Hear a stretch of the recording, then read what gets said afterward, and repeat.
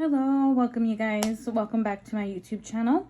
Today I just wanted to make a quick video to show you guys how I teach my students. So if you guys watched my last video or my CNA review, you guys know that I'm a part-time CNA instructor. So I teach CNA theory and then I go to clinicals with them. So today I'm gonna just show you guys how I teach theory. I teach theory online through Zoom. And then when we hit clinicals, we go to the site. But I just wanted to take you guys through a day with me on how I teach theory online. And today for the CNAs, we're going to be covering death and dying, exercise, and I think that's it. It's their last day of theory, so it should be an easy one.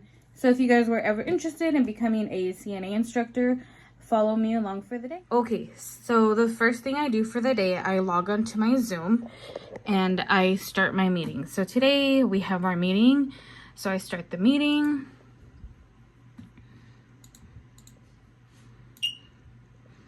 And then by this time, the students should already be logging on. I always tell them to log on 15 minutes before, just to deal with any technical issues. As you guys can see, I have one student on already waiting for me. So we got about 10 more minutes till the class starts. I'll just get everything ready on Canvas. And I'll show you guys how that's, or what that's like. Okay, so here's my Canvas. Like I said, we're going to be covering modules 14, 15, and 16. So 14 is exercise and activity. 15, we're just doing some terminology. And then 16th is death and dying. So I'll be covering these 3 modules with them today. Okay, so I'll just wait till it's time and then I start taking attendance and I'll have you guys follow along with me. Okay, so let me start taking attendance. Mary? I might be here, I might not. Okay. All right, Brianna? Here. All right. Awesome. Are you guys excited? It's the last day of theory. Everybody happy?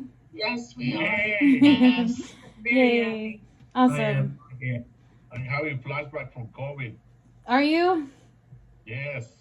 I spent 2 years behind this machine. Right. I swore I wasn't going to do it again. Right. Yeah. Well, yeah, I'm excited, you guys, and we'll have a good time. We'll get through this together. So today we're going to be covering modules 14, 15, and 16. So we'll do module 14, exercise and activity. All right, exercise and activity. Exercise is very important. Exercise does a lot of good things for our body.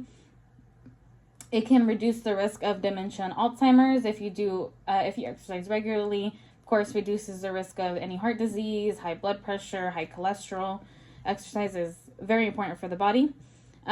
Being active is important for physical and mental well-being. Or seeing what is a complication of extended bed rest? Bed sores. Bed sores? Loss of muscle. Mm-hmm. And loss of self-esteem. Yeah. What's another one? Someone tell me what's another one. What can happen? Aspiration pneumonia. Aspiration pneumonia. What's another one of complications from immobility? There's 2 more answers I'm looking for. Atrophy and contractures? Yes, atrophy and contractions is what I was looking for. One more thing. If someone is on bed rest for a long time, they tend to go on either baby aspirin or some type of blood thinners. Why? Blood clots. Because of blood clots, right. If you're just laying in bed all day, your blood tends to pool, and that can cause a blood clot. Someone tell me, how often should we reposition our patients? What is the standard? Minimum every 2 hours. Every 2 hours, thank you. Yes, at least every 2 hours, right? Any complaints of pain or discomfort? If there is pain or discomfort, what might that tell us if a patient is wearing a brace? The skin might be compromised. Right. So circulation might be compromised, right? Maybe the brace is too tight. And it's not properly circulating to that limb, whichever it is. So Any type of pain or discomfort, you definitely want to alert the nurse. So it's 9 o'clock. Let's go ahead and take a break until about 9:15. We can return. So that was my first part of my lecture. We were going over range of motion, as you guys heard. I gave them a break, and then when we come back to the break, I'll just continue on with my lecture. Any questions on documentation? Okay, if you didn't document it, what's the next phrase to that? It didn't happen. Yes, if you didn't document it, you didn't do it. If you didn't document it, it didn't happen. So PRN is means as needed. PO means by mouth. NPO means nothing by mouth. So things like that are like common things you guys will hear, but not all facilities will give you like a list of the common abbreviations. If you're not sure, just, document the whole word. He was in hospice, and then he was in a lot of pain. And then honestly, I felt kind of frustrated a bit because we would call hospice, and hospice is like, well, we already gave him, the medication, and we're just going to have to, wait and see.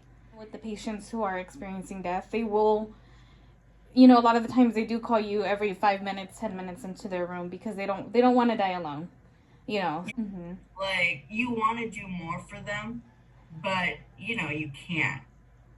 Right.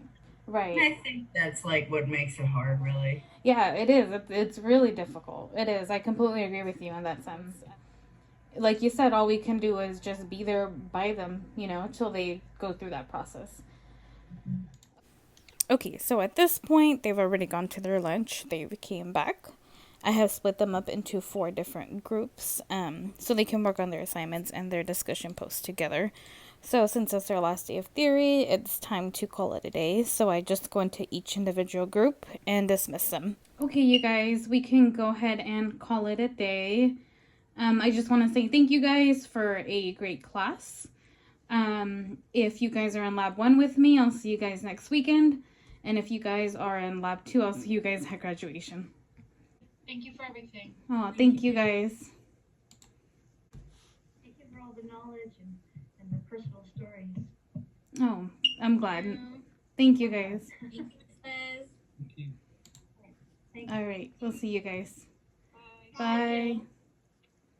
And so that's pretty much it, you guys. I dismiss them from the classroom, and I just work through their grades now. I make sure everything's graded before they hit lab and clinicals next weekend. So yeah, that's it for theory. I'll let you guys know how lab and clinicals go. Thanks for watching. If you guys got any value from this video, make sure to give me a thumbs up and subscribe. Until next time.